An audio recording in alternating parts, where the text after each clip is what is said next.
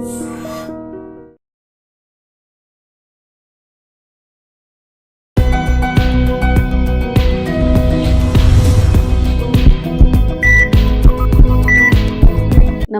Welcome to healthy conversations with IT media. నేను మీ Jhansi. So ఈరోజు మనతో ఉన్నారు వంటింటి చిట్కాలకు కీరఫడస్ అయిన మధుసూదన్ శర్మ గారు. 35 ఏళ్లకు పైగా ఆయుర్వేద వైద్యులుగా ఆయుర్వేద వైద్యాన్ని అందిస్తున్నారు. మరి గ్యాస్ ట్రబుల్ గురించి మనం మాట్లాడుకున్నట్లయితే, ఎప్పుడు ఏ డిసీజ్ కానీ ఏ వ్యాధి లేని వాళ్ళు కూడా ఏమి లేదు, ఒక్క గ్యాస్ ప్రాబ్లం తప్ప పొరగడుతో ఆ ట్యాబ్లెట్ ఏదో వేసుకుంటారని చెప్తూ ఉంటారు. బట్ గ్యాస్ట్రిక్ సమస్య ఇంకొన్ని ఆరోగ్యపరమైన సమస్యలకి దారితీసే అవకాశం ఉంటుంది. కాబట్టి దీని నుంచి ఎలా బయటపడాలి, అసలు గ్యాస్ట్రిక్ సమస్య రావడానికి గల కారణాలు ఏంటి అడిగి తెలుసుకుందాము. నమస్తే అండి. నమస్తే.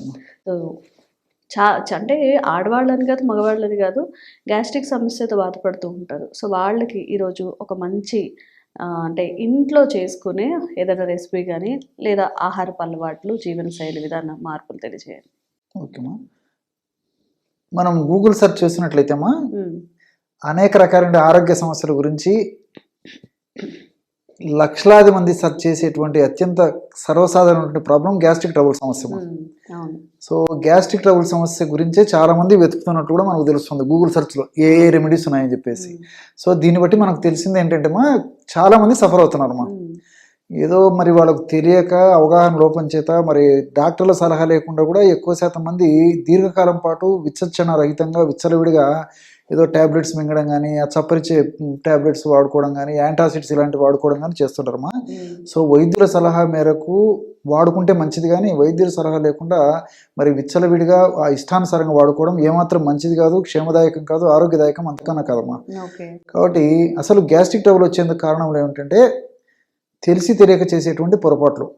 అంటే అంతే కదమ్మా, ఇప్పుడు ఏదో ఒకటి పొరపాటు జరగడం వల్లనే ఆ గ్యాస్ట్రిక్ ప్రాబ్లమ్స్ వస్తున్నాయి. అంటే స్పైసీ ఫుడ్ ఎక్కువ తీసుకోవడము, కాఫీ టీలు ఎక్కువ తాగడము, స్మోకింగ్, ఆల్కహాల్, అదేవిధంగా ఈ ఫాస్ట్ ఫుడ్స్, జంక్ ఫుడ్స్ ఇలాంటివి విపరీతంగా తీసుకోవడము, నాన్ వెజిటేరియన్ ఎక్కువగా తీసుకోవడము, టయానికి ఆహారం తీసుకోకుండా ఉండడము, అదేవిధంగా టయానికి రెస్ట్ తీసుకోకుండా ఉండడము, ఇలాంటివి అనేక రకాలైన కారణాలమ్మా. నీళ్లు సరిగ్గా తాగకపోవడము ఒకటేమిటమ్మా, అనేక రకాల కారణాల వల్ల గ్యాస్ట్రిక్ ట్రబుల్ సమస్యలు వస్తున్నాయి. సో ఈ గ్యాస్ట్రిక్ సమస్యలు వచ్చినప్పుడు మరి కొంతమందిలో కొన్ని రకాల లక్షణాలు వస్తుంటాయమ్మా. సో అలాంటి లక్షణాలన్నింటినీ తగ్గించేందుకు ఇప్పుడు మనం చెప్పుకోబెట్టే ఔషధం చాలా చక్కగా ఉపయోగపడుతుంది. ఈ యొక్క ఔషధాన్ని ఎలా తయారు చేసుకోవాలంటే కేవలం మూడు పదార్థాలు. ఈ మూడు పదార్థాలు మన ఇంట్లో ఉండేటువంటి పదార్థాలే, అందరికీ తెలిసినటువంటి పదార్థాలే, పెద్ద ఖరీదయ్యేటువంటి పదార్థాలు కూడా కావు. కాబట్టి వాటిపైన అవగాహన కలిగి ఉండి వాటిని మనం చక్కగా సద్వినియోగం చేసుకున్నట్లయితే గ్యాస్ట్రిక్ ట్రబుల్ సమస్య నుంచి చాలా సులభంగా ఈజీగా బయటపడవచ్చు. ఓకే, ఏంటి సార్ ఆ టిప్స్? జీలకర్రమ్మ, జీలకర్రను కాస్త వేయించేసేసి పౌడర్ లాగా తయారు చేసుకుని 100 గ్రామ్స్ తీసుకోవాలి. అదేవిధంగా వామును దీన్ని అజవాయిన్ అనేటువంటి పేరుతో పిలుస్తుంటారు, ఓమం అనేటువంటి పేరుతో పిలుస్తుంటారమ్మా. సో దీన్ని కూడా శుభ్రం చేసేసి వేయించేసి పౌడర్ లాగా తయారు చేసుకుని ఒక 20 గ్రామ్స్ మాత్రమే తీసుకోవాలమ్మా. నెక్స్ట్ సాల్ట్, మన ఇంట్లో ఉండేటువంటి సాల్ట్ వాడుకున్నా సరిపోతుంది. సో మన ఉప్పు, కల్లుప్పు అంటారు కదమ్మా, కల్లుప్పు, దొడ్డు ఉప్పు ఏదైనా పర్లేదు, ఇది చాలా తక్కువ ప్రమాణంలో కలుపుకోవాలి. జస్ట్ 10 గ్రామ్స్ అయితే సరిపోతుందమ్మా. సో ఈ పద్ధతిలో తయారు చేసుకోవచ్చు. సార్ మేము ఈ కొలతలు వేసుకోవడము, ఈ తూకాలు వేసుకోవడము ఇవన్నీ మాకు కష్టం సార్, మాకు వీలు పడదు, కరెక్ట్గా మేము మెజర్మెంట్ చూసుకోలేమనేటువంటి వాళ్ళకైతే 100 గ్రామ్స్ జీలకర్రను వేయించి పెట్టుకోవాలి. అదేవిధంగా 20 గ్రామ్స్ వామును వేయించి పెట్టుకోవాలి. అందులో ఒక 10 గ్రామ్స్ సాల్ట్ కలుపుకోవాలి. ఈ 3 పదార్థాలు మిక్సీలో వేసేసి బాగా అంతా కలిసిపోయిన తర్వాత, పౌడర్ లాగా బాగా అయిపోయిన తర్వాత దాన్ని జల్లించి ఉంచుకున్నా సరిపోతుందమ్మా. కాబట్టి ఎలాగైనా వాడుకోవచ్చుమా, అన్ని మన ఇంట్లో ఉండే పదార్థాలు కాబట్టి కొంచెం హెచ్చు తక్కువలేని ఏం ప్రాబ్లం ఉండదు. సో ఈ పద్ధతిలో తయారు చేసుకున్నటువంటి ఈ గ్యాస్ట్రిక్ ట్రబుల్ పౌడరు చిన్న వయస్సు వాళ్ళ నుంచి పెద్దల వయస్సు వాళ్ళ వరకు కూడా అందరికీ అద్భుతంగా పనిచేసేటువంటి దివ్యమైనటువంటి పౌడర్ అమ్మా. సో మార్కెట్లో దొరికేటువంటి ఈ యొక్క గ్యాస్ట్రిక్ ట్రబుల్ ఔషధాలకి ఏమాత్రం తీసుకున్నటువంటి అద్భుతమైనటువంటి ఔషధాలు తినుకున్నాయమ్మా, ఔషధ గుణాలు తినుకున్నాయి. పౌడర్ జస్ట్ వేడి నీళ్ళలో వేసుకొని తాగాలా, లేదంటే మరిగించాల్సి ఉంటుందండి? అక్కర్లేదమ్మా. సో ఏం లేదమ్మా, జస్ట్ మజ్జిగ తాగాల్సి వస్తుందమ్మా. మజ్జిగలో కలుపుకొని తీసుకోవాలి. సో ఆ మజ్జిగలో కలిపి తీసుకోవడం వల్ల గుణాలు బాగుంటాయి, సమర్థవంతంగా పనిచేస్తుంది. సరే మజ్జిగతో తీసుకోవడం కూడా కొంతమందికి ఇబ్బంది ఉండి తీసుకోలేకపోతే ఏమా ఆహారంతో పాటు కూడా తీసుకోవచ్చుమా. సో నేను 2 విధానాలు చెప్తానమ్మా. సో ఆహారంతో తీసుకునే పాటైతేమో మనం భోంచేసేటప్పుడు రోజు ఒక్కసారి కానీ 2 సార్లు కానీ ఒక అర టీ స్పూన్ నుంచి 1 టీ స్పూన్ వరకు మ్యాక్సిమం ఈ పౌడర్ని మొదటి ముద్దలో కలుపుకొని నవ్వులుకొని తినేసేయాలి. ఇంతేమో మనం చేయాల్సింది. సో అలా కాకుండా మరి మజ్జిగలో తీసుకునే పాటైతే ఆహారం తర్వాత ఉదయం ఒకసారి రాత్రి ఒకసారి ఒక 100 ml పల్చటి తాజా మజ్జిగ పులుపు ఉండకూడదు. అదేవిధంగా మరి రెండోది ఏమంటే మరి చిక్కగా ఉండకూడదమ్మా, పల్చగా ఉండాలి, తాజాగా ఉండాలి. అలాంటి మజ్జిగ చల్లగా కూడా ఉండకూడదమ్మా, గది ఉష్ణోగ్రత ఉన్నటువంటి మజ్జిగనే అవసరం. సో అలాంటి మజ్జిగలో ఒక 1/2 టీ స్పూన్, అంటే టీ స్పూన్ అంటే చిన్న స్పూన్ ఐడియా ఉంది కదమ్మా, ఆ చిన్న టీ స్పూన్ నిండా అంటే ఇంచుమించు 5 grams లేదా 6 grams వస్తుందమ్మా. అందులో హాఫ్ అంటే 2.5 grams లేదా మ్యాక్సిమం 3 grams ఆ పౌడర్ అందులో కలుపుకొని తాగేయటమే. సో ఉదయం ఒకసారి రాత్రి ఒకసారి లేదా మధ్యాహ్నం ఒకసారి రాత్రి ఒకసారి.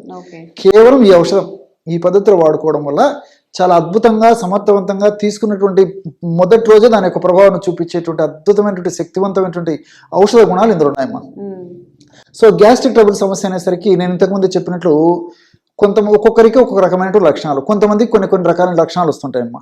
అంటే కడుపులో నొప్పి ఉండడము, కడుపు వికారంగా ఉండడము, వాంతి వచ్చినట్టు ఉండడము, కొంతమందికి అయితే వాంతి అవుతే కానీ ఫ్రీ కాదమ్మా అలాగ ఉండడము. అదేవిధంగా నోట్లో నీళ్లు ఊరుతుండడము, కడుపు ఉబ్బరంగా ఉండడము, కడుపులో రాయి పెట్టినట్టు ఉండడము, మోషన్ సరిగా కాకపోవడము, కొంతమందికి మోషన్స్ 3-4 సార్లు అవుతుండడము, అయ్యేటువంటి మోషన్స్ కూడా కొంచెం స్మెల్తో కూడినటువంటి మోషన్స్ అవుతుండడము, ఫ్లాట్ అంటే అపానవాతం, దీన్నే మనం సర్వసాధారణంగా పిత్తులు అంటుంటారమ్మా, అలాంటి ఆ అపానవాతం పోతుండడము, ఇలాంటివన్నీ కూడా ఈ లక్షణాలన్నీ కూడా గ్యాస్ట్రిక్ ట్రబుల్లో సమస్యలు ఉంటాయన్నమాట. మోషన్ సరిగ్గా కాకపోవడము, ఈ యొక్క ప్రభావం చేత మరి గ్యాస్ట్రిక్ ట్రబుల్ సమస్య ఉన్నటువంటి వాళ్ళలో మరి నొప్పులు కూడా అంటే ఈ యొక్క నడుము నొప్పి కానీ, మోకాళ్ళ నొప్పులు కానీ, కీళ్ళ నొప్పులు కానీ, భుజం నొప్పి కానీ, అదేవిధంగా మెడ నొప్పి కానీ, తలనొప్పి కానీ, ఇలాంటి నొప్పులు కూడా కలుగుతుంటాయమ్మా. అలాంటి వాళ్ళకి గ్యాస్ట్రిక్ ట్రబుల్ సమస్య తగ్గితే కానీ ఆ నొప్పులు తగ్గవు. లేకపోతే వాళ్ళు ఎన్ని రకాలైనటువంటి ఆ పెయిన్ కిల్లర్స్ తో పాటు ఈ గ్యాస్ట్రిక్ ట్రబుల్ మందులు వాడినప్పటికీ తాత్కాలికంగా ఉపశమనం కలుగుతుంటుంది కానీ మళ్ళీ లోపల నిన్నున్నట్టు మళ్ళీ ప్రత్యక్షం అవుతుంటుంది. సో ఈ గ్యాస్ట్రిక్ ట్రబుల్ సమస్య తగ్గడం వల్ల నొప్పులు కూడా తగ్గిపోతాయి. గ్యాస్ట్రిక్ ట్రబుల్ సమస్య లేకుండా ఉంటే నొప్పులు కూడా ఎక్కువ శాతం మందులు రాకుండా ఉంటాయమ్మా. కాబట్టి మల్టిపుల్ గా ఈ యొక్క ఔషధం ఇలాంటి లక్షణాలకు అన్నిటి కూడా పనిచేస్తుంది. అట్లే మనం ఆధునికంగా మనం ఆలోచన చేసినప్పటికమ్మా జీలకర్రలో క్యూమినాల్డిహైడ్, క్యూమినాలు ఇలాంటి అనేక రకాలైన పదార్థాలు ఉన్నాయమ్మా, ఫ్లేవనాయిడ్స్ ఇలాంటి అనేక రకాలైన రసాయన పదార్థాలు కూడా మన జీర్ణ వ్యవస్థలో యాసిడ్స్ని అదేవిధంగా కొన్ని రకాల ఎంజైమ్స్ని సక్రమంగా ఆ వయస్సుకు తగినట్లు, వాళ్ళు శారీరక శ్రమకు తగినట్లు, వాళ్ళు తీసుకునే ఆహారానికి తగినట్లు ఏ పద్ధతిలో అవి విడుదల కావాలనో ఆ పద్ధతిలో విడుదలవుతూ చక్కటిగా ఆహారాన్ని జీర్ణం చేస్తూ చక్కగా ఆకలి అయ్యేందుకు కూడా ఈ యొక్క పదార్థాలు ఉపయోగపడతాయి. అంతేకాకుండా మరొక ప్రయోజనం ఏంటంటే మరి ఈ ఆధునిక కాల ప్రభావం చేత, పాశ్చాత్య నాగరికత ప్రభావం చేత మనం తీసుకునే ఆహార విధి విధానాలు, ఆహార పద్ధతులు, ఆహారాలు మారిపోయేటువంటి పరిస్థితి ఏర్పడింది. కాబట్టి ఎక్కువగా కొవ్వు ఉన్నటువంటి ఆహారాన్ని తీసుకునేటువంటి పరిస్థితి ఏర్పడింది. కాబట్టి మరి జీలకర్ర తీసుకోవడం వల్ల జీలకర్రలో ఉన్నటువంటి కొన్ని రసాయన పదార్థాలు మనం తీసుకున్నటువంటి ఆహార పదార్థాల్లో ఉన్నటువంటి క్రొవ్వును త్వరగా జీర్ణం కాకుండా ఎక్కువ శాతం కొవ్వును బయటకు విసర్జించేందుకు జీలకర్రలో ఉన్నటువంటి కొన్ని రకాల రసాయన పదార్థాలు ఉపయోగపడతాయి. అదేవిధంగా చెడు కొలెస్ట్రాల్ పెంచకుండా ఉండేందుకు జీలకర్ర ఉపయోగపడుతుంది, ఈ ఫ్లేవనాయిడ్స్ ఇలాంటి రసాయన పదార్థాలు.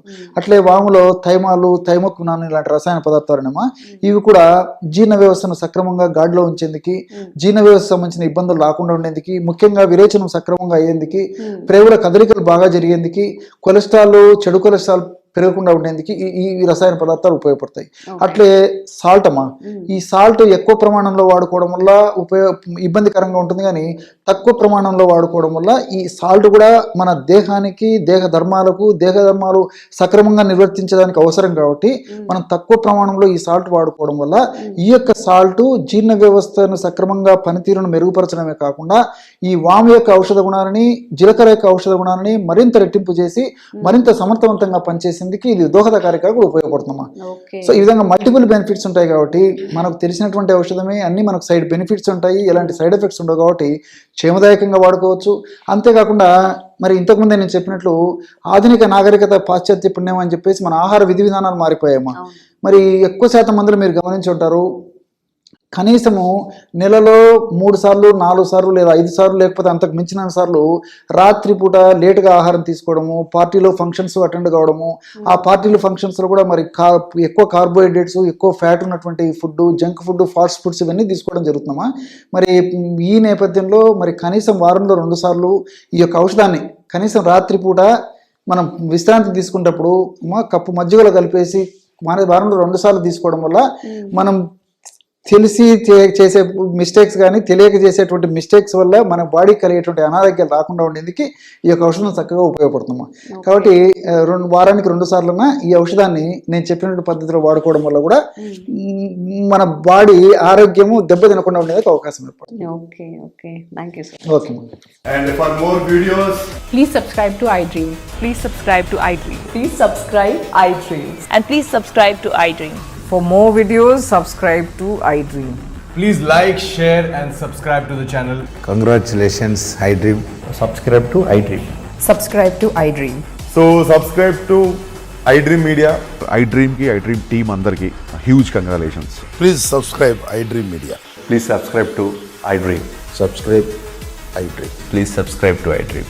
iDream అంటే నా కళల ఛానల్ను సబ్స్క్రైబ్ చేసుకున్న నోరు తిరుగుతలేదు, మీరైతే గంట గుర్తు కొట్టండి. For more such videos, please subscribe to iDream.